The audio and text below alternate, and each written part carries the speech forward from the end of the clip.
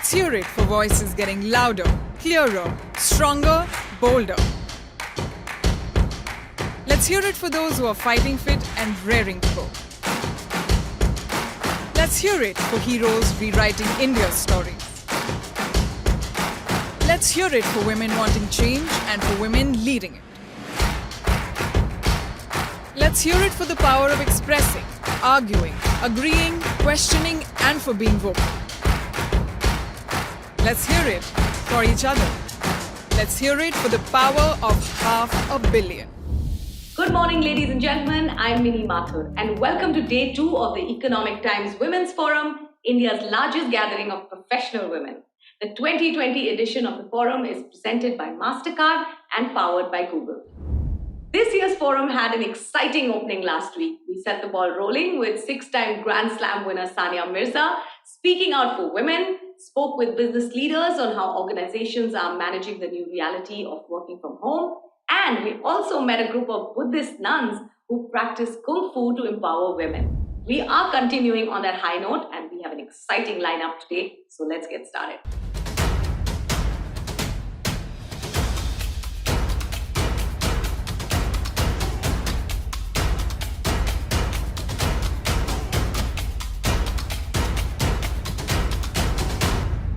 First up, we have one of India's most eminent medical scientists. She was the first Indian woman scientist to be elected Fellow of the Royal Society, London, and has played key roles in the development of vaccines for rotavirus, cholera, and typhoid. We are so pleased to introduce Professor Gagandeep Kang.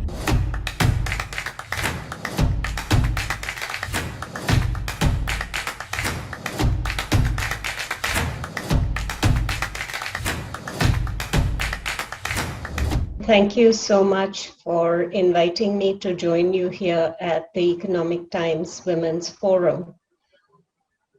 I've been a virologist and a public health specialist for a really long time. And somehow, in all of the work that I've done in public health, one thing that has become incredibly clear to me is that the role of women in health is underappreciated. There was the title of a WHO report that came out a little while ago, which summarizes everything that there is to say about public health, and particularly at this time. And that report is titled Delivered by Women and Led by Men. If we look at the workforce around the world, and particularly in India, what you see is that women make up the bulk of the healthcare workforce. And this is not just in the delivery of healthcare, but also in the development of tools that are used in healthcare. So if you look at who are the people who work in health, you can really divide them into people who are paid to deliver healthcare and who are unpaid. And if we look at home healthcare workers, provision of healthcare at home to children, to parents, to families, that really is the role of women, and that is never considered when we think about healthcare. So if we think about the challenges of what women have undergone recently in the healthcare space, obviously those are a lot, but they are amplified by all the other challenges that women have in society. If you look at sociological challenges, obviously job losses, the increase in requirements of domestic care, of the unpaid care that is required is huge. But if you look at even behavioral challenges, there are huge differences in how men and women have handled what they have had to undergo. In terms of looking at behaviors, for example, smoking and alcohol, which are predisposers for more severe disease, are more common among men. If we look at behavioral interventions that we have been asked to participate in, like washing hands, it is actually recorded that women wash more than men do. And it's possible that that can influence infection as well. If we look at aspects of health and safety, many things have changed in the last few months. If we look at what happens to women, pregnant women in particular, they have lost access to healthcare systems. Antenatal coverage went down, home births went up. And the complications of what has happened because of the shutdown is something that we will be able to measure only in the future. Additionally, other new problems have arisen or been amplified. If we look at women who work in healthcare, one of the first early challenges that was faced in terms of safety is that personal protective equipment is not designed for women, it's designed for men. So we had to rethink how this was used and had to be made for the future. Now, if we look at other issues that women undergo, domestic violence and the consequences of domestic violence that are seen in the healthcare system have certainly increased a lot. Now, if we look at disease, infection and disease that is caused by SARS coronavirus 2, here again, we see a lot of differences in terms of gender. We know that infections in men and women happen at the same rate. But if you think about severe disease, then severe disease is really something that seems to be happening to a greater extent in men rather than women. Now, why is this? Part of the reason appears to be hormonal. Women have sex hormones. Estrogen is the primary one. And estrogen plays a large role in cardiovascular disease. But specifically in the case of SARS-CoV-2, we found that estrogen appears to lower the amount and that can lead to women having lower cardiac complications when they are infected. Immune systems of women are different from that of men. Because of pregnancy, women are used to having babies and being able to protect themselves and their babies from infection. In the case of SARS-CoV-2, it's been found that women actually make a much stronger neutralizing antibody response than men do, and that the subclasses of IgG that are made by women are ones that are more protected. So overall, it appears that while infection rates may be similar, the responses to the infection that result in disease, that result in subsequent immunity are different in men and women. It's also been proposed that there may be other genetic differences because women carry 2 X chromosomes and therefore have more genes that encode immune responses, and that the microbiome, which is the gut flora that lives in our intestines and may modify our responses to infections, not just of SARS-CoV-2, may be different between men and women and result in these differences that are seen in disease. Now, what will this really mean for vaccines? When we think about vaccines, we've always had a one-size-fits-all kind of approach to vaccination. When you've decided that a group needs to be vaccinated, we give them vaccines, and we have a government program that rolls out the vaccine. The idea of vaccine supply being limited is not something that people have thought about before. And the fact that vaccines should be given to different strata of society, different susceptible groups, is not one that has been thought about before. There is a lot of hype about what is happening in terms of being able to protect ourselves in the future from SARS-CoV-2, and vaccines are seen as a key to the exit strategy from this pandemic. Well, one thing I think it is important for people to remember is that the first generation vaccines that we will get are not going to be the vaccines that we will have for a very, very long time. They are not going to be the perfect vaccines where anybody who gets the vaccine is protected after the first dose forever.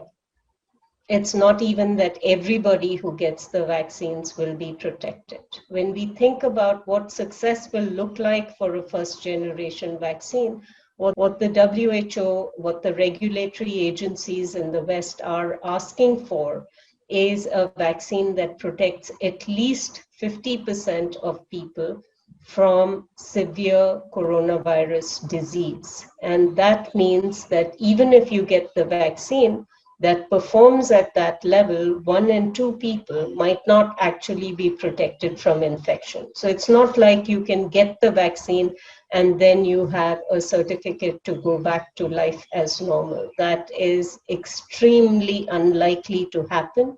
So people need to understand that where we are today in terms of what we are practicing as measures to prevent infection will not stop once we have a vaccine. Now, with all the vaccine platforms that are being developed right now, we don't know which ones will be successful. We don't know when we will have them. It is likely that we will have indications of whether certain kinds of platforms are going to work well or not as clinical readouts by the end of this year or the beginning of 2021. But having those clinical readouts, again, does not mean that the vaccine will be available for everybody immediately. What will happen is that we get the clinical readouts, the trials will need to continue so that we have sufficient long-term follow-up of the individuals who are vaccinated, and the vaccine companies will ramp up manufacture. When manufacturing is approved, the vaccine is licensed, we're going to start with having tens of millions of doses available. It's not going to be in the hundreds of millions. It's not going to be in the billions immediately. So we need to think about when vaccine is available, who should the vaccine be given to? There is a lot of money power in some parts of the world. The US has already committed to buying more than 800 million doses of vaccine, which is more than enough to vaccinate their entire population twice over.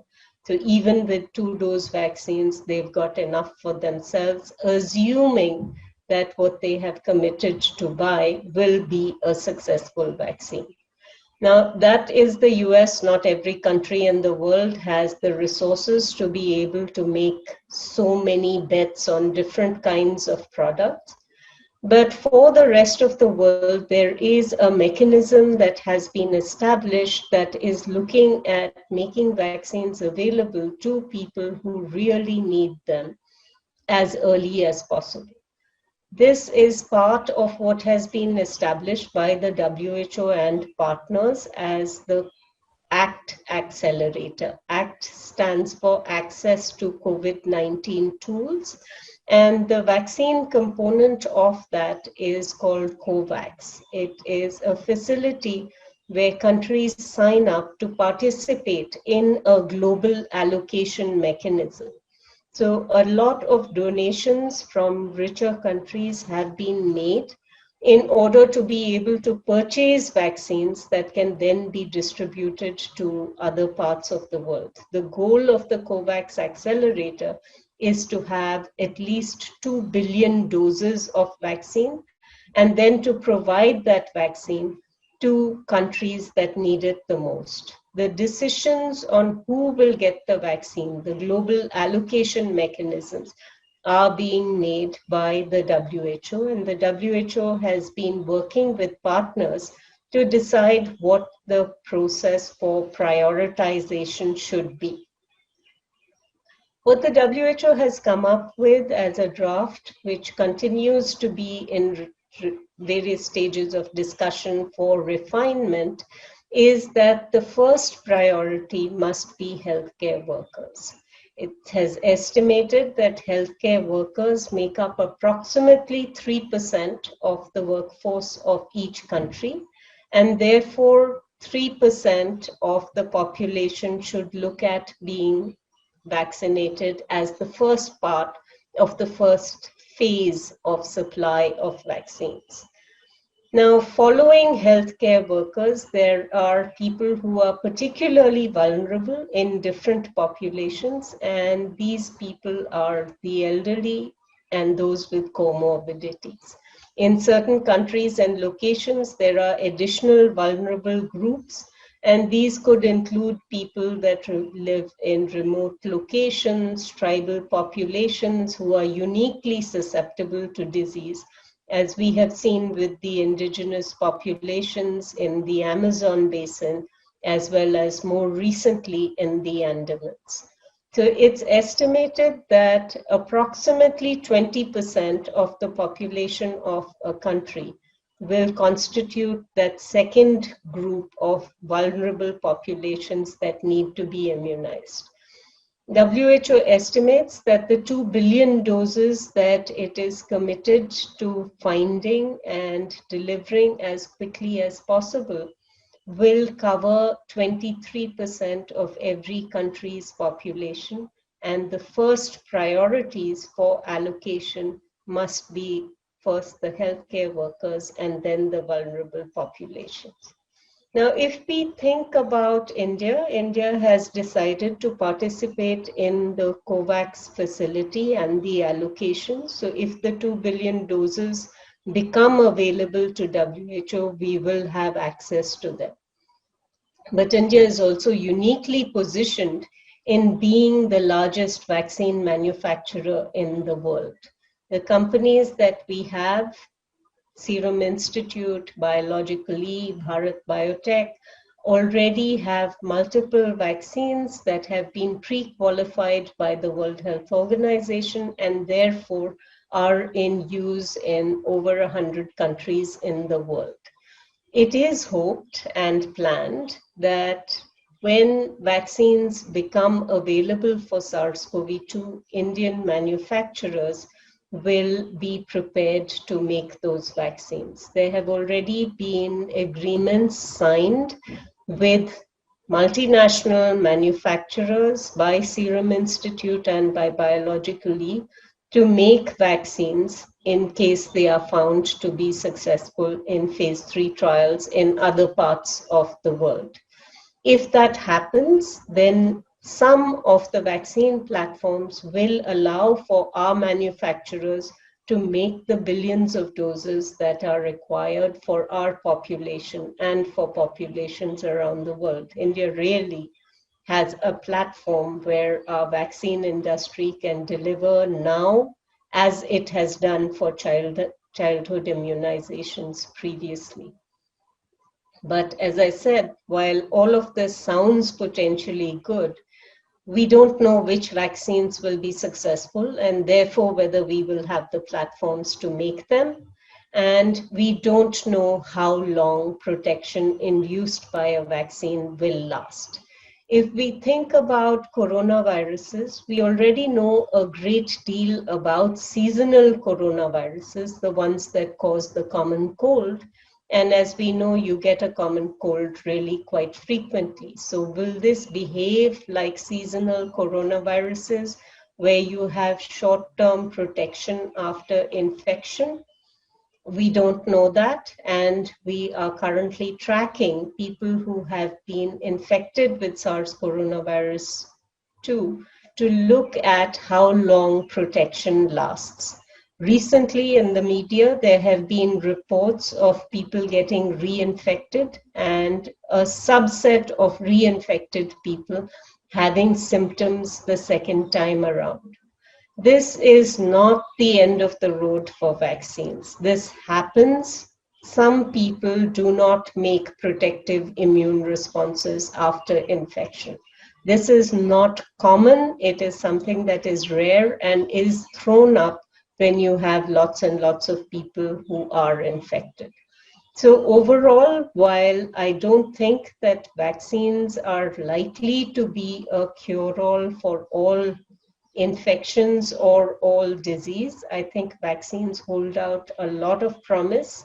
We will have way more information about 6 months from now, but we need to be planning what we will do with those vaccines, what are the distribution mechanisms we need to set up, how will we make sure that 1.3 billion people can be vaccinated within India in a reasonable time frame when sufficient supplies are available.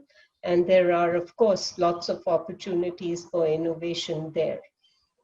But in terms of duration of protection, which vaccines will work, there is still a lot for us to learn.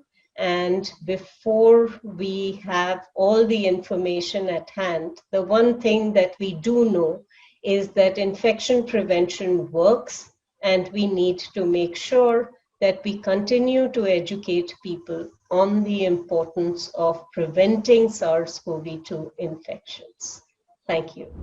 Thank you, Professor Gagandeep Kang, for being a part of the forum and for your efforts in not only battling life-threatening viruses, but also in addressing the inequities in healthcare today, whether it's the credit given to women scientists or who should be the first recipients of the COVID-19 vaccine. So thank you. Viewers, if you have any questions for Professor Gagandeep or any of our other speakers, you can share them with us on the virtual platform after today's session, and we will make sure we get back to you with the responses really soon.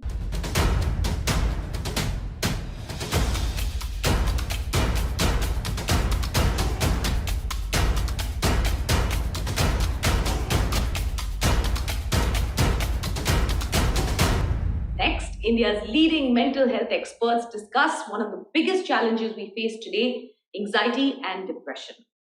While women have always faced a disproportionate number of risk factors for mental health disorders such as gender-based violence, socioeconomic disadvantages, low social status, or responsibility for the care of others, these factors have been exacerbated by the pandemic.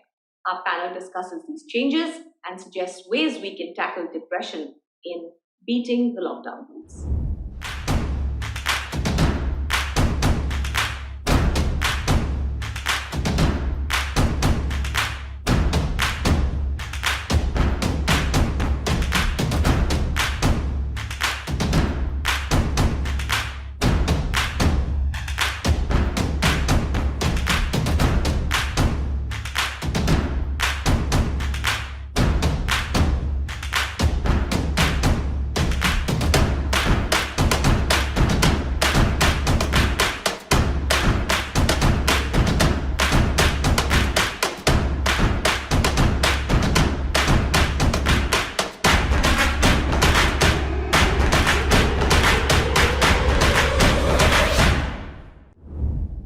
Hello, everyone, and a very warm welcome. My name is Pragyat Tiwari, and I happen to have with me three people who are in the best position to speak about the topic that we have chosen to discuss today.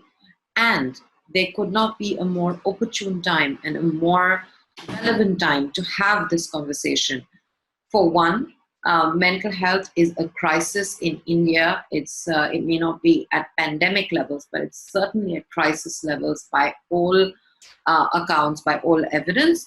And it is not something that we talk about very often. In fact, there is a sort of large taboo attached with it on the one hand, and on the other hand, there is a lot of sort of misinformation, misunderstanding about what mental illness and mental health really entails. Then secondly, of course, we have been going through an unprecedented time in the history of our civilization in terms of such a long lockdown, a pandemic that has manifold repercussions, and women are often the unseen face of the various sort of negative repercussions that a lockdown and a pandemic such as this can have, losing their jobs, going hungry, having to take care of households. And I will start with you, Anna, if I may, just to kind of lay the groundwork here.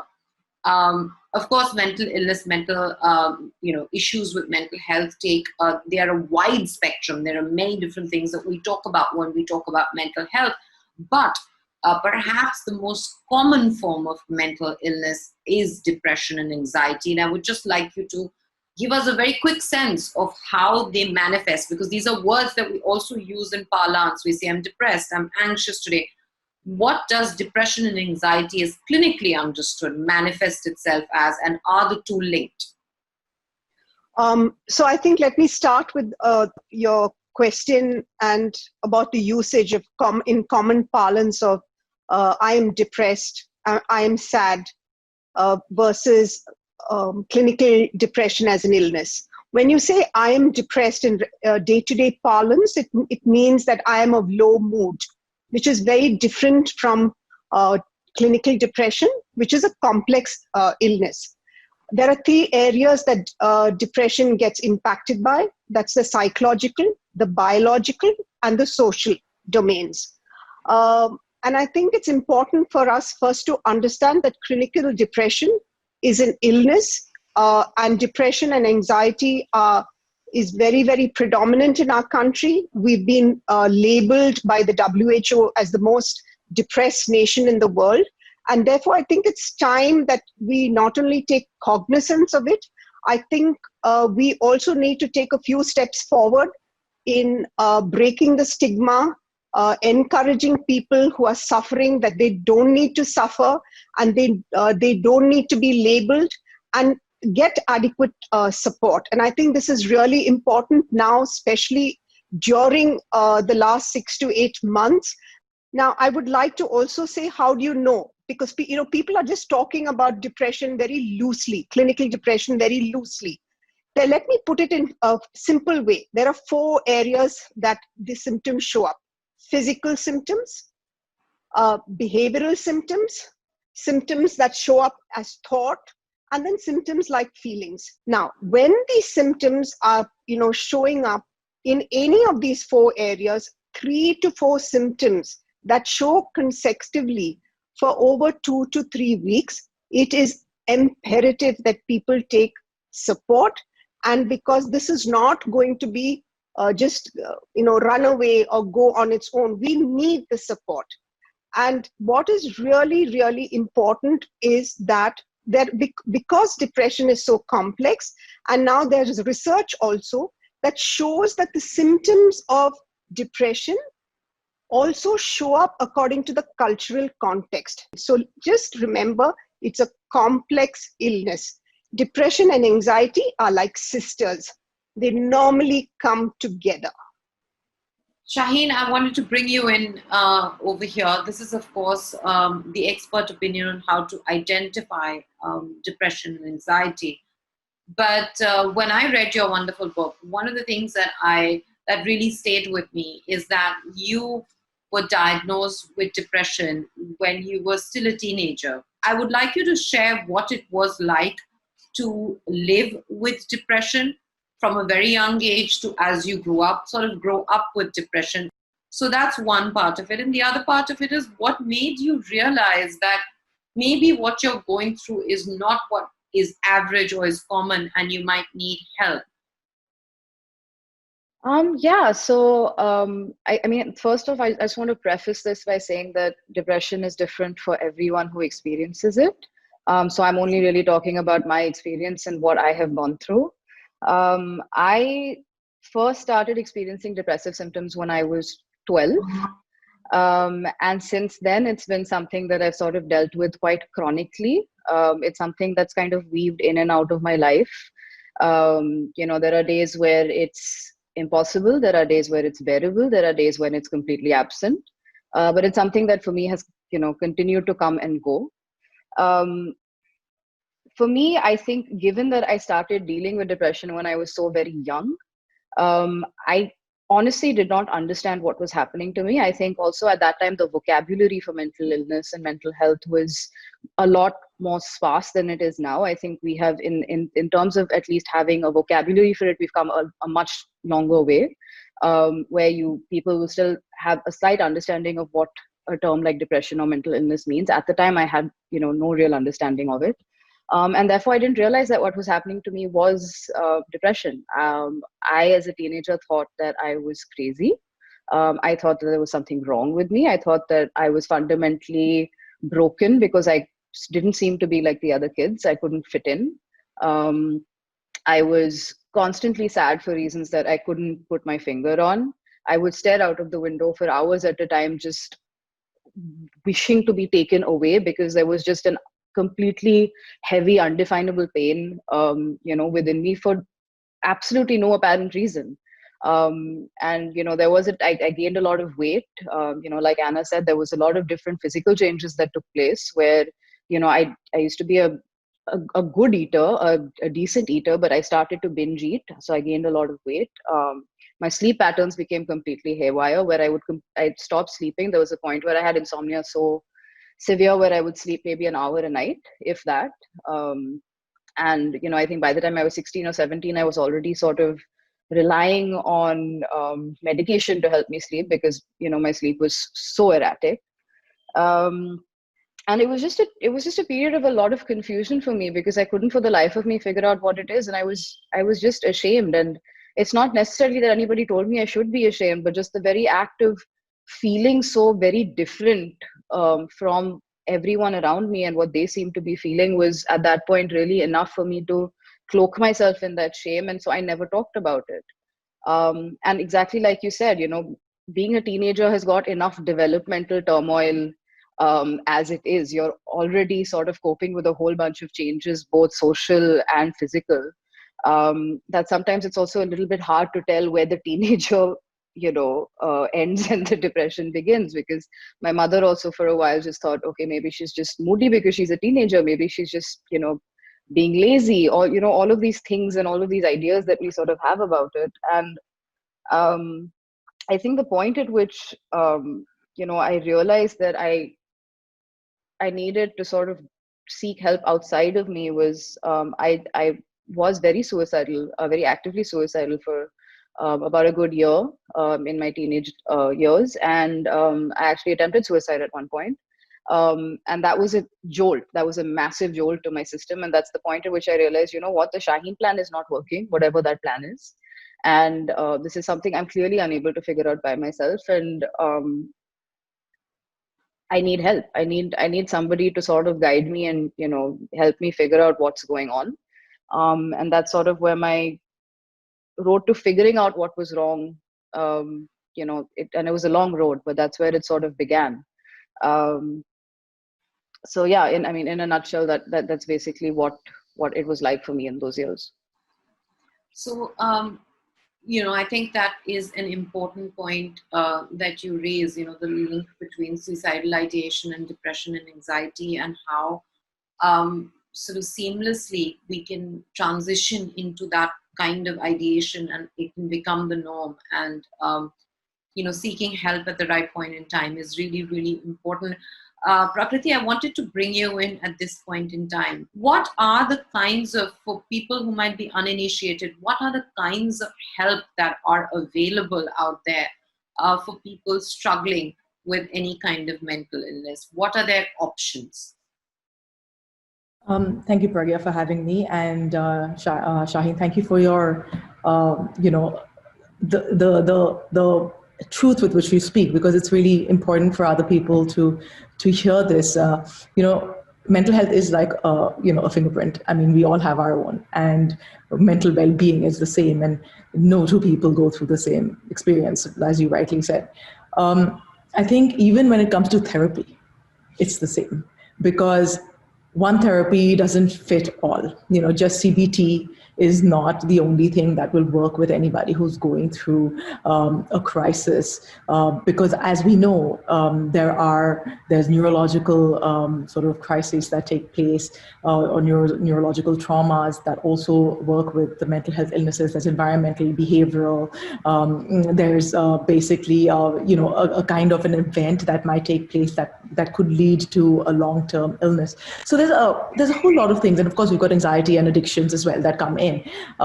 So all these things vary, and I think in my journey in mental health, it was all about, I was passionate about finding solutions that could really empower people and give them back their strength.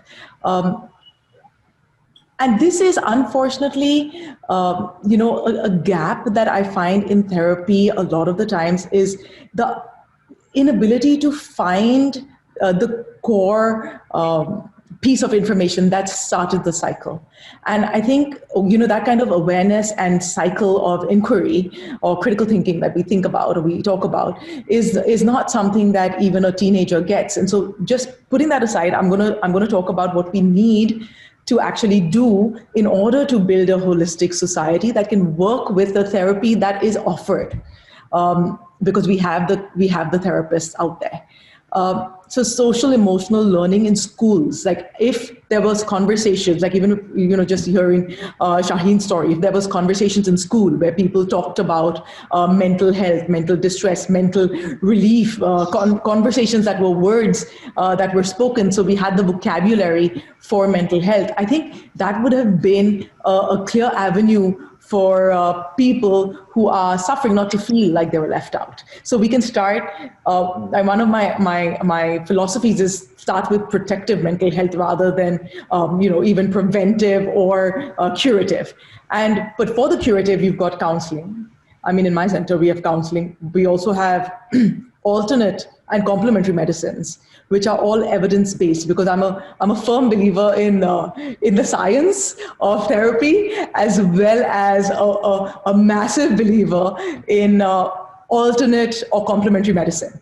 And I am so critical of each thing, even though I practice it all. I'm so critical. So I want to see evidence. I want to see evidence that change is really happening. And like, we're talking about, psychologically, biologically, socially, your body, your somatics experience your emotions. So everything that you go through is actually a blueprint on your body.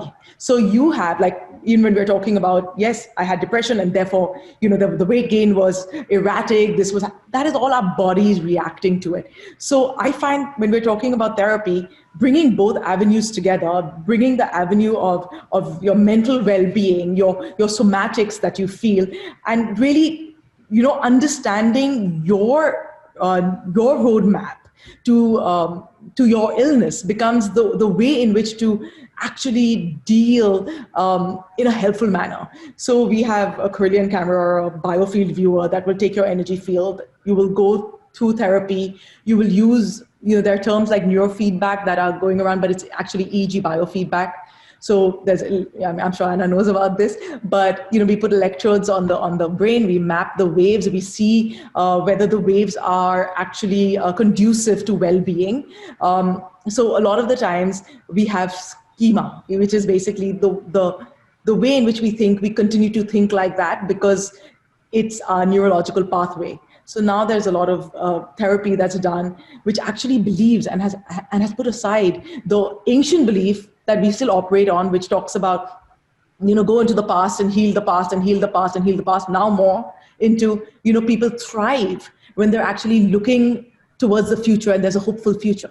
So, dealing with what is there in the past, but all the time working towards what is there at this point and building that resilience and the restorative balance for you to be able to deal with your situation. And I have to say that we've had patients that have obviously gone to psychiatrists as well and come to us and we work together. I think just for mental health, I think we need to really ask them what all they're doing and what different types of medication also people are having. Because in India, when we're looking at mental health, we're looking at homeopathy, allopathy, Ayurveda, and all these things get mixed. And I've had cases where all these, because all these medicines and sort of this cauldron of things were being experienced and experimented with, it led to suicidal ideation. And when they actually sort of did test the medicines, it would not have been FDA approved in Canada or the States. And I don't know about the rest because I know that this was a fact for the US, and they actually said that these medications, we've left them, in the 60s. And why are you doing this? And why are people giving this?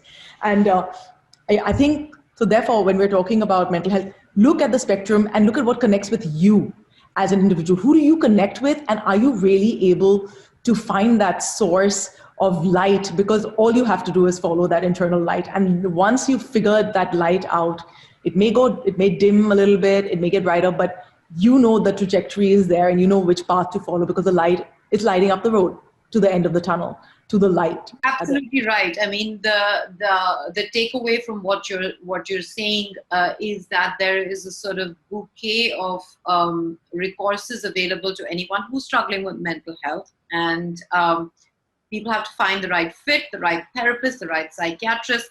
Nothing is the wrong way, but what works for you is your own journey, and you'll have to find it your own pathway. But I wanted to come to you, Anna. I just wanted to get your sense of where you think we are as a nation, as a society, when it comes to talking and understanding of mental illness. What are some of the common misconceptions that still exist?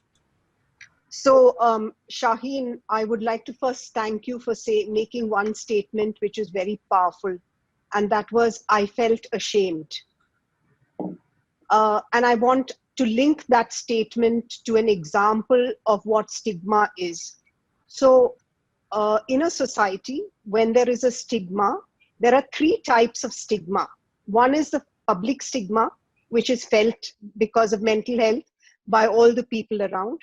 Then what you have is structural stigma, and that is the stigma that people who are suffering from mental health issues face in institutions because of the public stigma. The institution kind of adopts that stigma. And the last is what Shaheen said, and that is the statement, I felt ashamed. Because there is public stigma, the individual who's facing the crisis or the illness, they get into a space called self-stigma, and that stigma that they face, the self-stigma, is because there's public stigma, they feel ashamed. And I think that's very important for us to understand these types of stigma.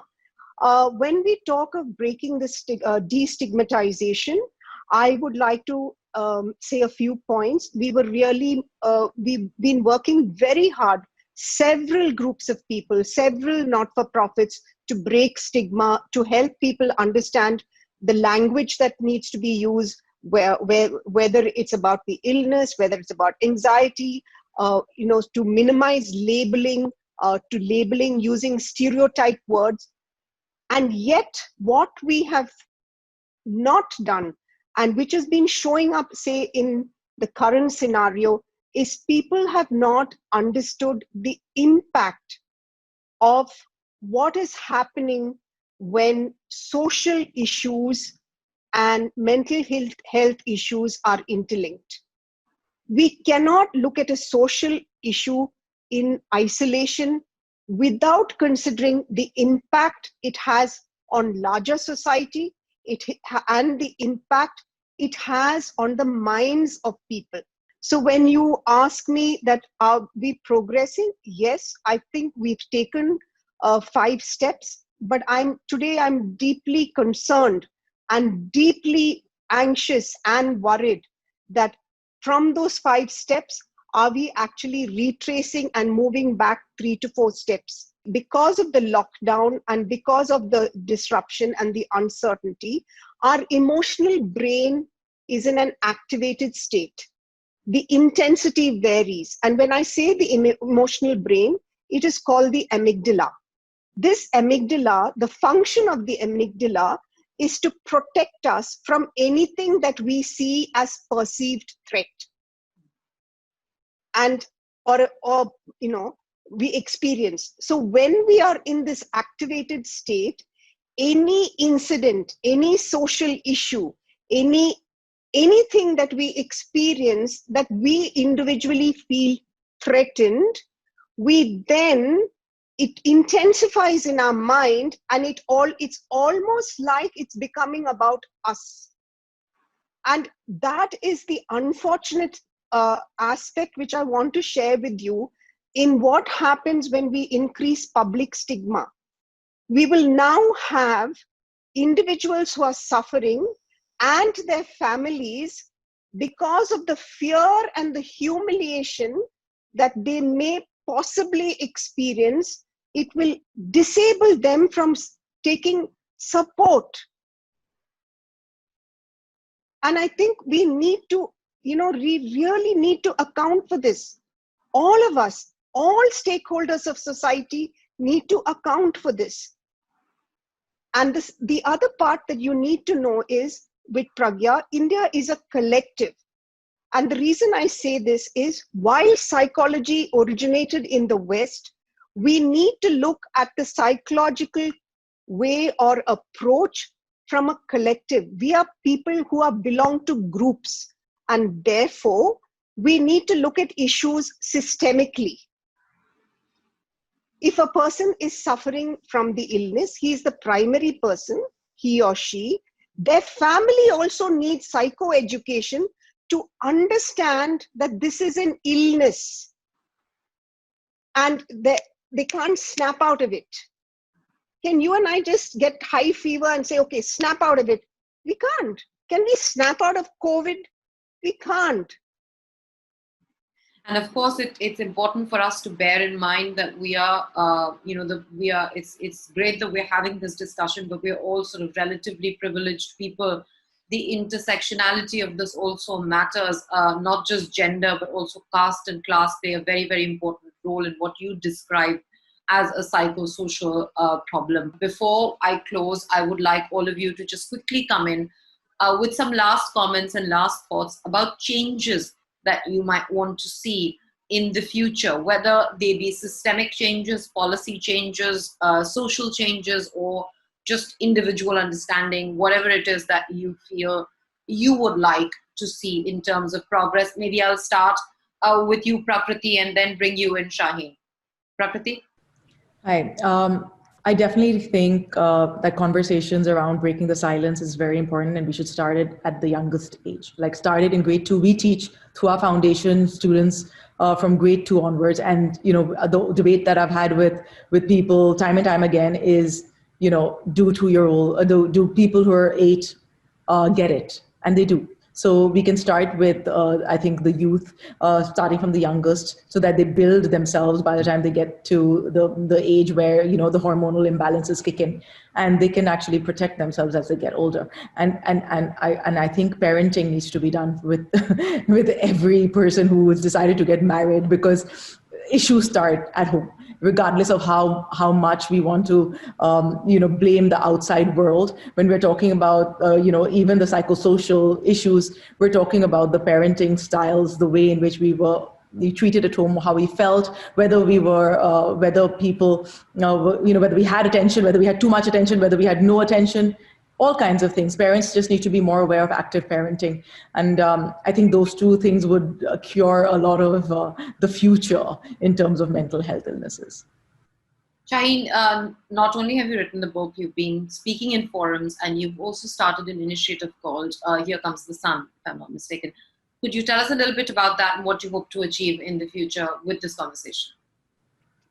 So with Here Comes the Sun, I think our entire goal was to sort of battle misinformation, to the best of our ability, and disseminate as much information as we could in a way that was, palatable to a social media generation, in a way that is, easy for you to sort of, because it's not an easy thing for a lot of people to talk about. So I think also one of the things to do is to sort of adapt the language that you're using to talk to people. And so that's what we're trying to do. In terms of what you sort of said earlier about what needs to change, I think I want to quickly just touch upon the fact that the biggest thing that we need to sort of understand, especially in current times, is that mental illness, depression, anxiety, mood disorders, these are a scientific fact. It is not that there is no scientific evidence to back it up. There is plenty of scientific evidence to back it up. What is hard is coming to a very clear diagnosis, because there is no one blood test that you can do to diagnose mental illness. And that is because, and Anna, please correct me if I'm wrong, that is because the causes of depression and mood disorders and anxiety are numerous. There is no one cause. So there is no one blood test that you can do to say, okay, a person is depressed, because there are too many reasons a person could be depressed. If you put 10 people in a room, every single person with depression will have a different reason for why they are feeling this way. So I think the first thing that we need to just constantly drive home that it's a scientific fact that mental illness exists. Psychiatry, psychology, these are not pseudosciences. This is a real thing. And also the language that we use, I think it's very important that we start to just pay a little bit attention to the language that we use. If somebody had diabetes, you would not say that person is physically ill. You would say that person has got an illness. Therefore, you would also not say that that person is mentally ill. You would say this person has a mental illness. A person is not their diagnosis. Their diagnosis is something that they have. And these are very important sort of distinctions that we need to learn to make, because these are the kind of things that only increase your stigma, only make it a lot worse. Strangely, we are also in a country where we actually have our mental health act is actually quite good. So, we're in a country that is on some level really taking notice of the fact that this is a massive issue. And the thing to do is to translate all that sort of that basis into actual into something a lot more tangible for people to actually grasp onto and understand.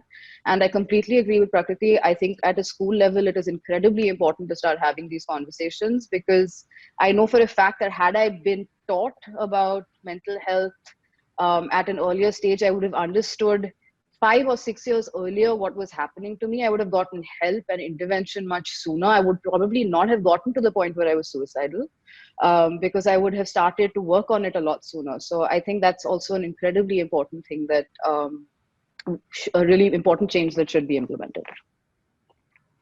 Thank you, Shaheen. There is so much more to talk about when it comes to this subject, but I hope if there's one thing you take away from our conversation today, is that it encourages you to read more about it, to learn more about it, and to be a little bit more aware about it, even if you are not one of those people who has had a brush with mental illness or challenges to mental well-being. And of course, a great place to start would be Shaheen's wonderful book, and a lot of other work that Anna and Prakriti have done, their conversations that you can find online as well. Thank you all for speaking with me, for your candor, and for the service you've done for this cause. And I'm sorry this has to be a cause, and hopefully it won't be in times to come. Thank you very much. Thank you, panelists, for that informative and much needed discussion. There is a lot we've learned today.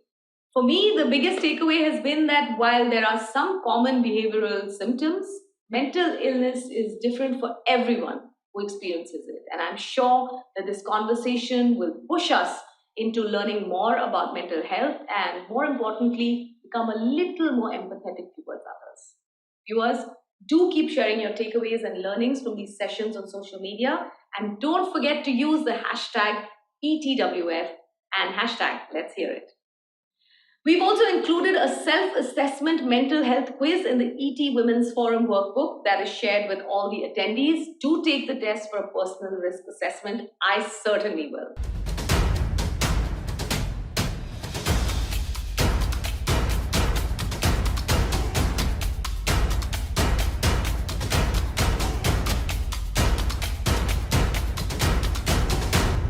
Finally, we end today's session by talking to a young girl who is taking the world of stunt biking by storm. She is the only Indian stunt athlete to win an international competition and has led a group of women riders over the Khardungla on a bike. Ladies and gentlemen, the daredevil on wheels, Anam Hashim.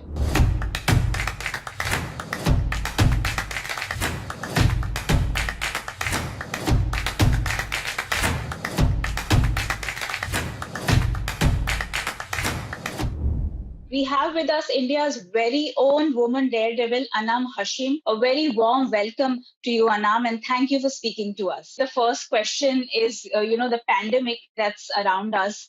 We are all cooped up at home for about 5 months now.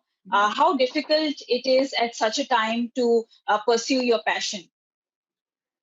It gets very difficult if you are an outdoor person and your work is also outdoor, but I guess we need to take care of the seriousness of the situation and act accordingly. So it's right now smarter to be home, work on your health, fitness, and I think as this phase of life passes, we can resume our work outdoors. But in terms of how you arrived here, Anam, you're a quite young person, just 25 years of age.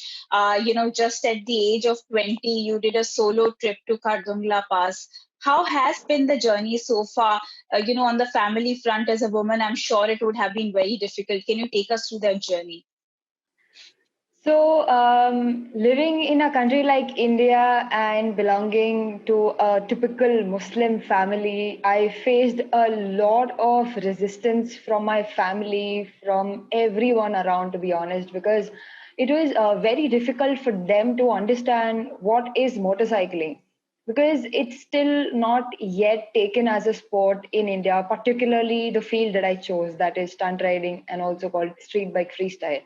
So people were, particularly family, they were more concerned about the health and the injuries and the basic question that floats around ki, Arey, if you get injured, if you hit your face or something, who will marry you, and these kind of questions.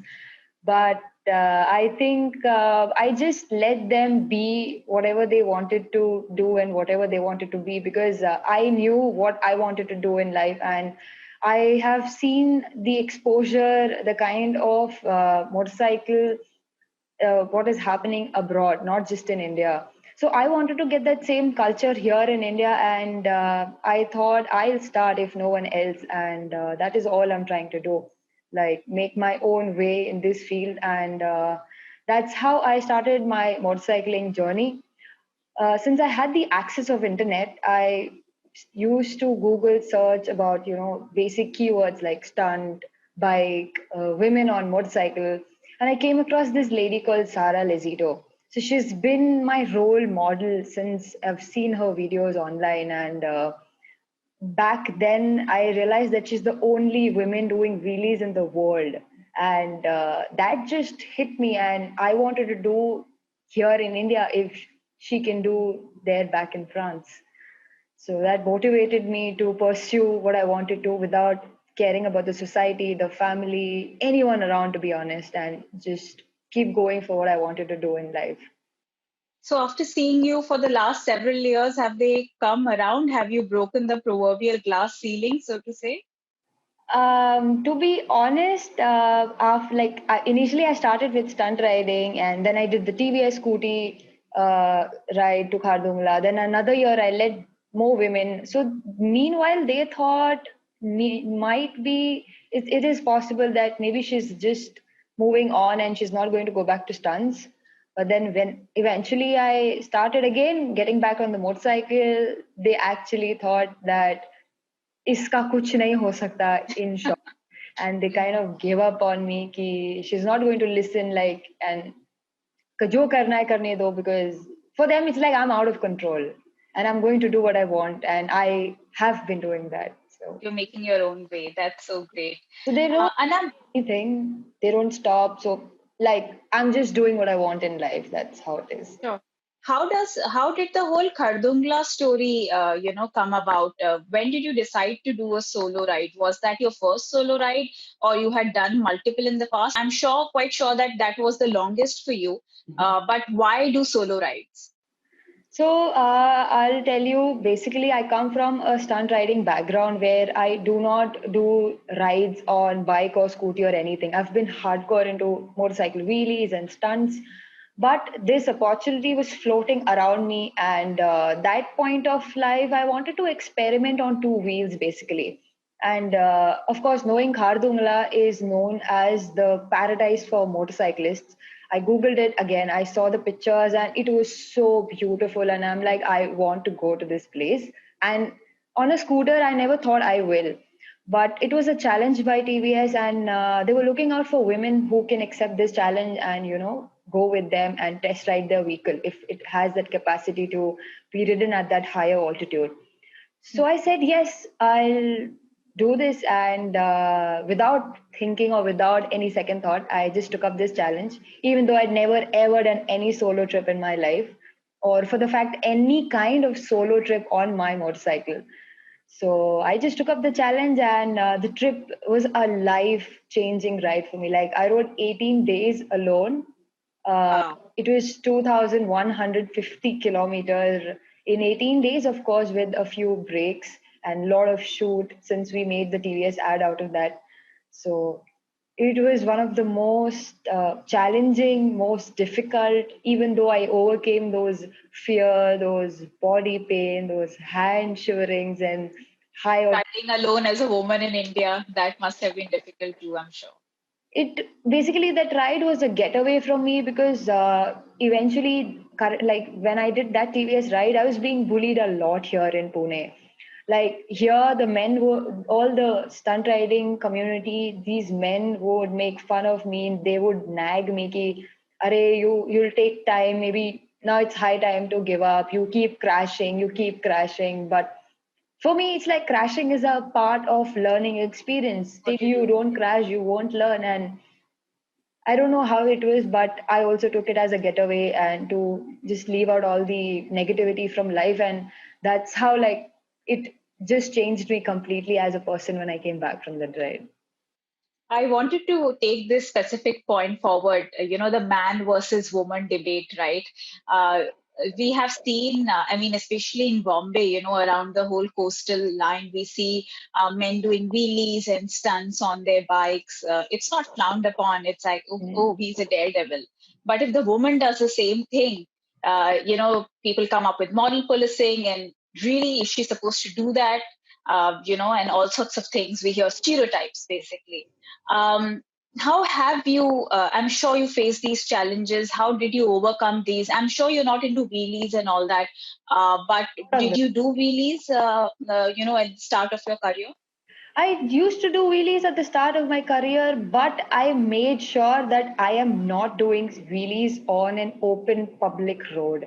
I've always found abandoned places which are not being used. Like even when I moved to Pune, I have taken permissions here at PMC and here at the broken roads, like some construction sites, and I made sure that people know what I'm doing and people know that I'm not, creating a trouble for them. And I made sure that I'm not going to trouble anyone, because the bikes are loud. You have to ride at a place where you're not disturbing the society as well. Forget about doing wheelies on the road.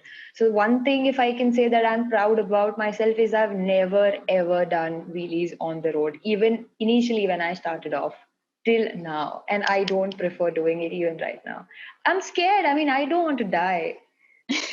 I don't want to trouble people as well. But have you overcome this challenge, all this, bullying and nagging, that this is not a woman's sport? It still happens, and I don't think so it's ever going to stop. Trust me, I don't think it's going to stop, because men do not understand our lifestyle. For them, we are housemakers, and if we go out there and do things, they think ki either your family supports you, either you have too much money, either you're doing it for name, fame, but they cannot accept the fact that women can have an equal passion of motorcycling as men. And till this mentality change, this bullying, nagging, constant hate speech is never going to stop. I'm sure, fingers crossed, things are going to change for the better. But coming to stunt, as a career, um, uh, when did you decide that you wanted to take stunt as a career, and how has the journey been so far? Back in school, as I mentioned, I have been researching about it. That was the time, like, I was so sure. Like, when we have our counseling sessions in our school and they ask you, what do you want to become? My answer was, I want to become a professional stunt athlete or a stunt rider. And then everybody was giving me that look on the face, ki, what is she talking about? But I still know, I mean, I just knew, and even right now, like, I've done and dusted one set of career in motorcycling industry, and I've moved on to another, that's cross country rally racing. So right now, when I look back, I just knew that I was right, and that's when I discovered, and that's what I started telling my parents also. I just told them very clearly that I want to pursue motorcycling, and they're like, "What is this?" You did Devil's Storm. It's one of the most difficult, riding experiences. Desert Storm. Yes, Desert Storm. Um, uh, is something else coming on your plate so far? Are you taking up any international, some international games? Yes, actually. So, Desert Storm last year, 2019, it was just a test run for me, because coming from stunt riding background, motorcycle, I've moved on to this new field in motorcycling itself that's called cross country rally racing. So, cross country rally racing is a race that happens on motorcycle, and it's a long endurance race. So the Desert Storm I did, it was a 2,000-kilometer race in 4 days, like in the middle of nowhere. You are given a route and you're left out with a GPS map, and you need to follow the routes and move ahead step by step. So that was the most difficult race in India that exists in the desert. And I also wanted to challenge myself and test my skills because I know that I already have skills from street bike freestyle. And after racing the last year's Desert Storm, I feel very, very confident. And in 2021, I will be competing in the Indian National Rally Championship and also the Desert Storm race again. And we are still waiting for the 2021 calendar based on how the corona situation goes in the country. Let's hope for the best. This is not seen as a sport in India, right? You don't have associations supporting it. How difficult it is, there is lack of awareness. When I spoke to you earlier, you mentioned that a lot of people do this, but, there is so much lack of awareness that it's very fragmented. Is there anything you feel that the government could do to bring more awareness, or the associations, sports associations can come forward and, create some sort of awareness around it? So basically, just to give you a little brief detail about stunt riding. So we do not have any association here in India, any governing body that has the access to control this. Like we have FMSCI, Federation of Motorsports India. So FMSCI has all the control to racing. That's on two-wheeler, that's on four-wheeler, in any form, be it on-road and off-road. It includes everything. But unfortunately, in India, it doesn't. Because in one country, FIM can give only authorization to one governing body. And due to a lot of anti-doping issues abroad, like not in India, so the stunt riding community in America, they denied being a part of accepting the anti-doping policy. And I think because of that, the growth of stunt riding has hampered a lot. Like just back in 2017, FIM included street bike freestyle, that is stunt riding, as a legal sport because the European riders accepted all the rules and policies that they had to mention. But still, after 3 years, I was expecting something in at least in the Asian side of the country, but nothing happened. And that's where I was forced to move from stunt riding to cross country rally racing because I want to become a professional motorcycle athlete and I want my skills to be utilized and I want to grow in motorcycling. I mean, I cannot let my skills go waste. So what you're saying is that overseas there are several opportunities as compared to India. Yes. In fact, I have been to Indonesia and I participated in the stunt riding championship in Indonesia in 2 competitions. And at least we have a few number of women's there, 3 to 4. But unfortunately, in India, we don't. Until we do not have any organization or any governing body ruling the stunt riding community, it's not going to grow because there's lack of awareness also. And keeping even these motorsports aspect aside, I guess in India, the main issue is that people do not focus on basic road sense. So we know we are very far off from getting into professional motorcycling. But tell me one more thing, Hashim. Only cricket is, sort of a sport in India, though we have, at the Olympics level, because we have started winning medals in, several other sports. Other sports are also emerging. But what about financial constraints? Since we don't have an association, all the gears, the equipment that we would require to maybe, compete in a certain tournament, I'm sure they are very expensive. So how do you then deal with these financial constraints? So even like I said, even for stunt riding, if you want to do, you need to have proper certified riding kit to take that kind of impact. And in India, first of all, there is lack of supplies here in India because we do not get products. Most of the time, we keep looking out for friends and all. And again, for that, we need budget. So India as a country, we are not so evolved that as you mentioned that cricket and other sport are they recognize sport, but motorcycling is something it's not very recognized. And we are very far off from being a sponsored athletes, and how how cricket and other sports are being taken. But max to max, how I have survived by now and by myself so far is, initially I started sending out mails to international companies so that they can recognize my skills and my talent, and at least associate with me on terms of riding gears, because they are very expensive, but they are also the basic requirement to do these extreme sport. Even now in cross country rally racing, since I've moved on to this, it's been a very, very difficult journey to figure out your riding kit, to even build the bike.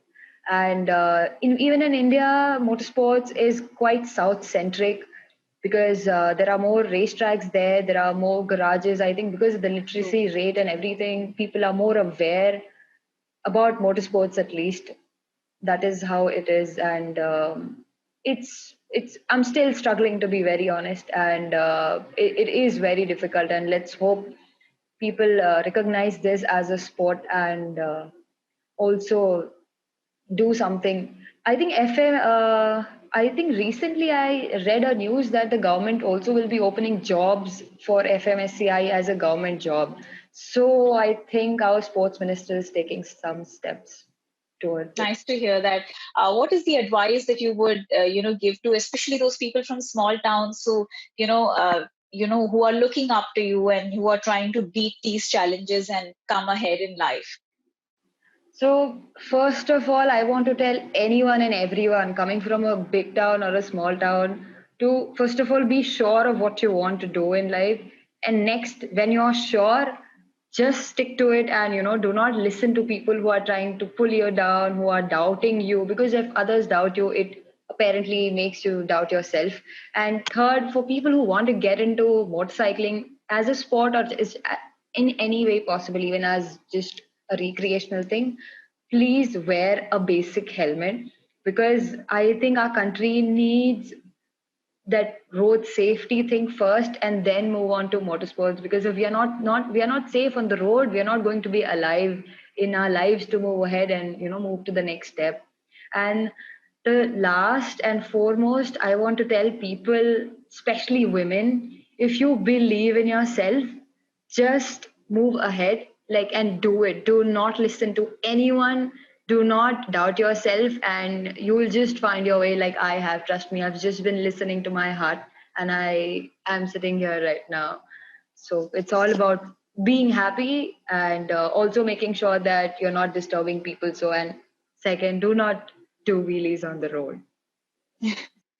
Thank you, Anam. That's a golden advice for people who are inspired and who really look up to you. And thank you so much for speaking to us today. I had a fun time chatting with you. Very nice talking to you. Thank you, Anam and Saloni, for that fun chat. Anam, I'm definitely following your advice of always listening to my heart, and also never doing wheelies on the road, or anywhere for that matter. So I wish you a lot of success in your future competitions. It's been an absolutely great chat. So that's all we have for you guys today. I would like to once again thank our partners MasterCard and Google for supporting us in this initiative. Well, I hope you found these conversations as inspiring as I did. Don't forget to log back in next Wednesday on 7th of October at 11 a.m. Mark your calendars and brew that coffee so you can meet some of the leading women from the world of technology. You will meet the Executive President of Rotary and Mission Systems at Lockheed Martin. We also have a panel of women who lead some of the biggest tech businesses in India, and Member of Parliament Mahua Mitra, a personal favorite, a young politician you admire because she isn't afraid to speak her mind. You can stay updated on Forum by following our handles on Facebook, Twitter, and Instagram. Thank you so much for watching, and I'll see you next week.